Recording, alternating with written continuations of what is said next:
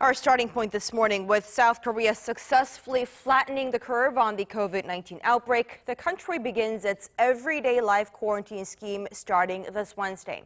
While this does mean an easing of the social distancing guidelines, health officials say the public should still be sensible, take the necessary precautions, keep wearing face masks, and wash their hands regularly. Our Seung-jae starting us off. With the strict social distancing campaign coming to an end Tuesday, South Korea begins its everyday life quarantine scheme starting Wednesday.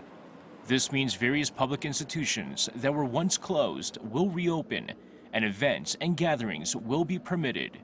However, health officials stress it does not mean returning to your normal everyday life or that COVID-19 is over.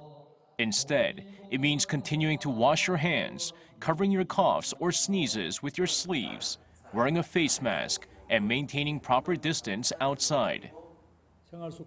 Everyday life quarantine guarantees social and economic activities, but in the end, it's up to each individual and society as a whole to be responsible for self-prevention. The government estimates that over a span of 6 weeks, the number of daily confirmed cases has decreased to the single digits through strict social distancing measures. In fact, when that measure first began in mid-March, the number of new confirmed cases was in the double digits, from about 100 a day to 90, and in the 30s during the second phase. During the third and final phase, it dropped to single-digit infections a day. In a bid to continue the trend of little to no local infection numbers, health authorities are urging citizens to continue practicing such measures. Everyday life quarantine is the first path we took, and the path we must take.